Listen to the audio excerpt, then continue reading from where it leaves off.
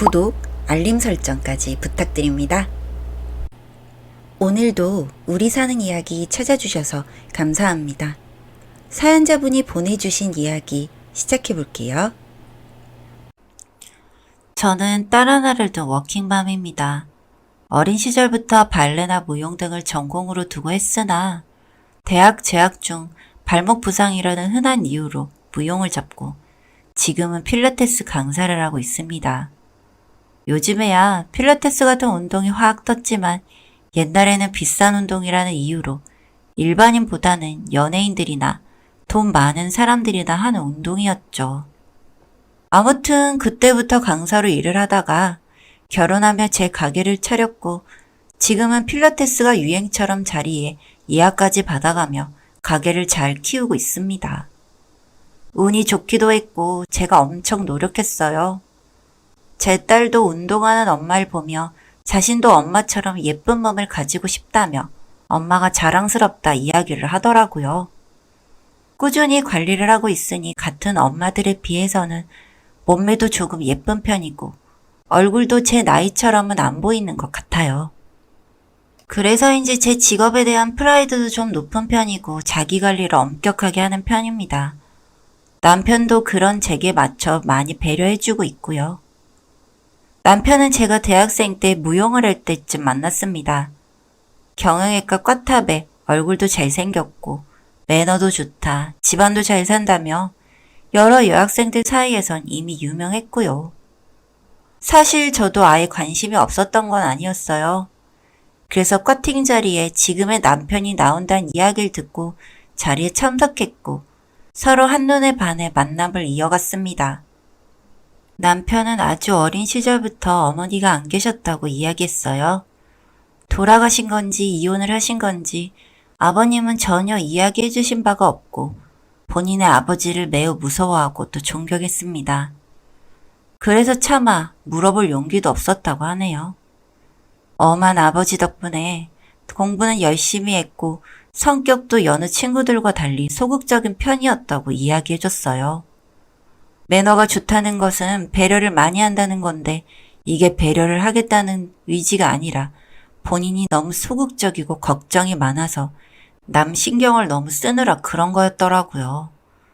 중고등학교 시절에는 맨날 공부만 하느라 친구도 없고 너무 내성적이라 친구를 사귀기도 힘들었대요. 그래서 대학에 입학하고 자신에게 쏠린 관심이 버겁기도 했다더라고요.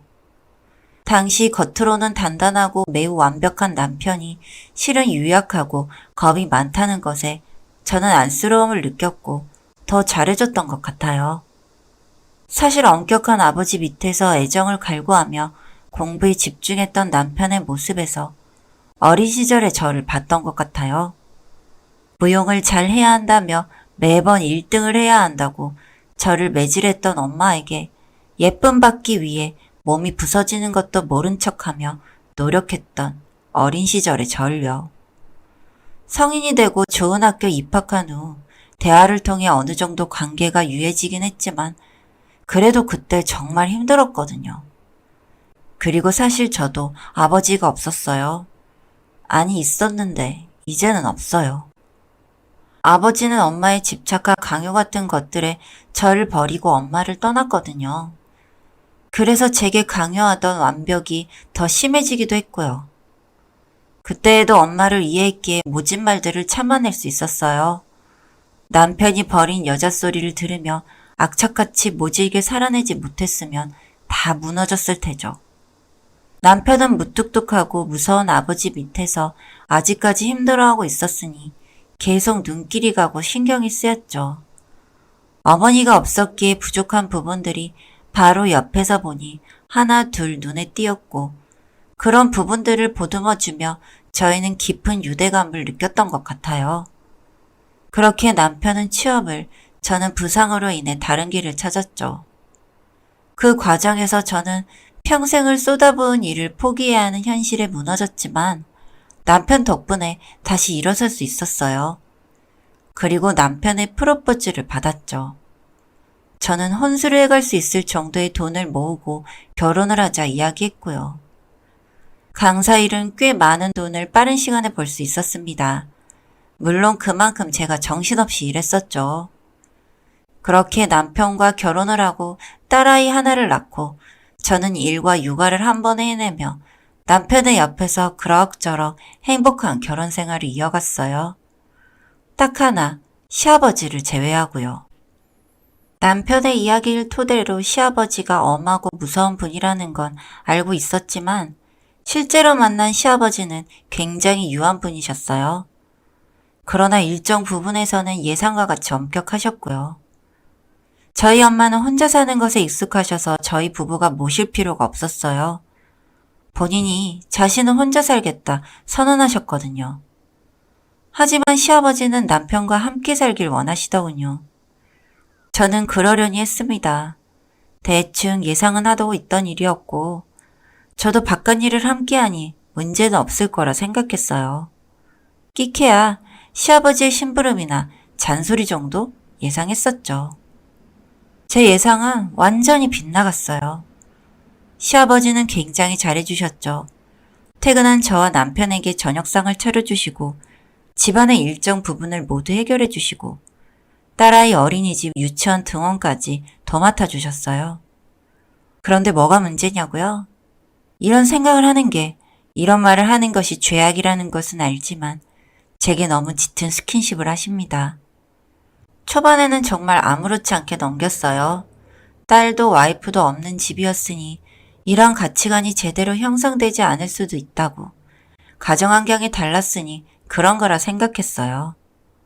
아버님은 제가 설거지를 할 때마다 제 뒤로 슬쩍 오셔서 힘들지 않느냐며 등을 쓰다듬거나 엉덩이를 손으로 쓸어내리시고 어깨에 손을 올리시며 들어가 쉬라는 식으로 이야기를 하셨고 거실에서 딸아이와 함께 앉아 놀이라도 하고 있으면 할아버지도 같이 할까? 하시며 제 옆에 앉아 제 허벅지나 손을 쓰다듬으셨어요. 이런 가볍고 옅은 스킨십은 남편 앞에서도 눈에 보이지 않게 계속되었고 차마 남편에게는 당신의 아버지가 내게 너무 짙은 스킨십을 한다고 말할 수가 없었습니다. 어떻게 그럴 수 있겠어요?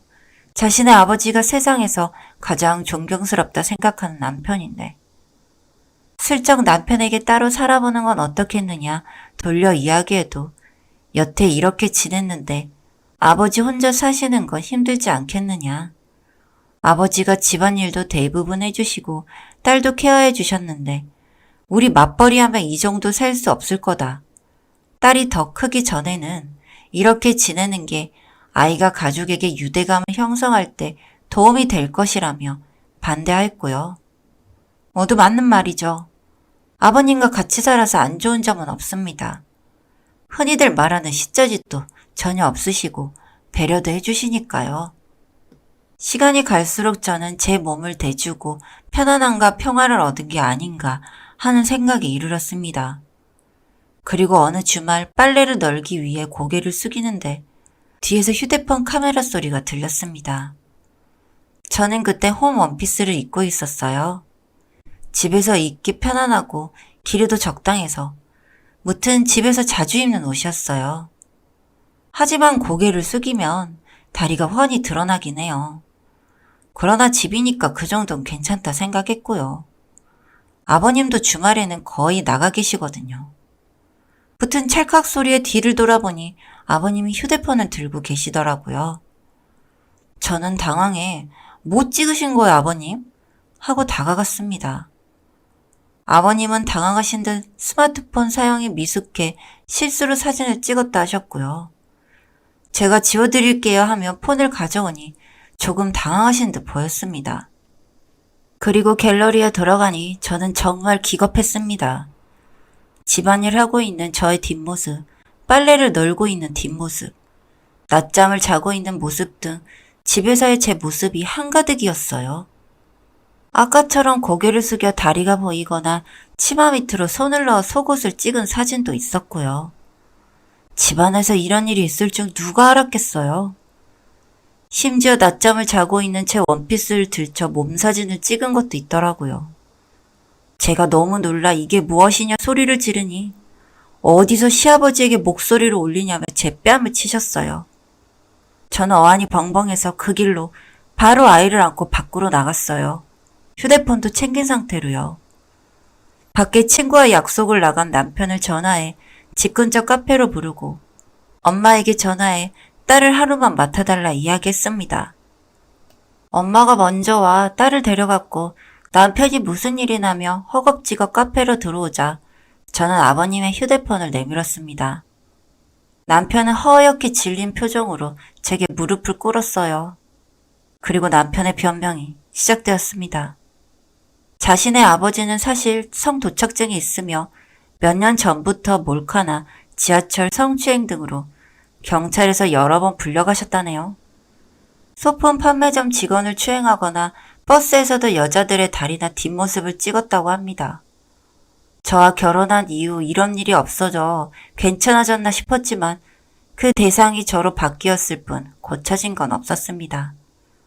차마 제게 이런 이야기를 할 용기도 없었다네요. 성도착증 시아버지라니 이게 무슨 일본의 야한 소설에나 나올 듯한 이야기인지 머리가 새하얗게 뒤덮였지만 차분한 척 이야기를 했습니다.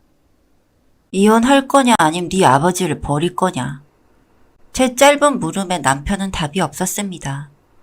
저는 연이어 말했습니다. 시아버지라지만 난 이 일을 넘길 생각은 없다. 지속적인 추행과 몰카도 초범도 아니시고 난 합의를 할 생각도 없으니 아버님은 이번에 수감되실 거다. 당신은 모르겠지만 난 결혼 초부터 추행을 당했고 아니겠지 아닐 거야 속으로 달래며 내내 떨고 있었다. 이제는 길 가다 아버님 연령대의 어르신만 봐도 몸이 움츠러든다. 떨리는 목소리로 말을 이어가니 남편은 아무 말 없이 묵묵히 제 이야기를 듣다 아버지를 포기하겠다고 이야기를 했습니다. 저는 알겠다고 내게 이런 이야기를 속인 건 용서할 수 없지만 그래도 딸이 있으니 한 번은 넘어가겠다 이야기하고 평생 속죄하며 살라 일렀습니다. 그 길로 경찰서에 아버님의 휴대폰을 증거로 신고를 했고 곧바로 진술서를 작성했습니다. 현재는 법원에서 재판을 앞두고 있으며 저와 남편은 우선 저희 엄마 집에서 지내고 있고요. 소송을 앞두고 이것저것 이야기를 들으니 아버님은 전부인, 그러니 시어머니에게 이혼 소송을 당했고 그 사유도 전부 바람이나 다른 여자에게 성추행, 심지어 시어머니의 동생을 성추행했던 이유로 이혼을 당한 것이었네요. 막대한 위자료를 주고 이 일은 묻혔으며 남편은 더러운 피가 이어졌다며 아버님에게 버려졌고요. 남편이 무슨 죄가 있겠어요? 그냥 그런 성범죄자의 자식일 뿐이었는데 그게 죄는 아니니까요. 늙은 나이에 감옥에서 실컷 썩으라며 마지막으로 얼굴을 봤을 때 욕이나 진탕 해주려고 합니다. 안 그래도 요즘 몰카나 성추행 범죄가 기승을 부리는데 높아진 처벌 수위를 나이가 많다는 이유로 피해갈 순 없겠죠. 그 인간, 제 시아버지였던 사람은 끝까지 죄를 인정도 뉘우치지도 않는다고 하더군요. 그냥 정말 심각한 성도착증 정신병을 앓고 있는 것 같다는 이야기를 들었습니다. 그런 사람은 사회에 풀면 안 되죠. 자신의 잘못을 뉘우치지도 못하는데. 아무튼 저는 그저 남편과 딸아이와 함께 그런 더러운 인간을 잊고 살아갈 겁니다. 이제 집에서도 눈치 보지 않고 짧은 반바지에 나시를 편하게 입을 수 있겠네요. 언제 추행당할까 온몸에 긴장을 하고 살았는데 이제는 편안하고 행복하게 살 수 있을 것 같아요. 사연은 여기까지였고요. 우리 사는 이야기 시청해주셔서 감사합니다.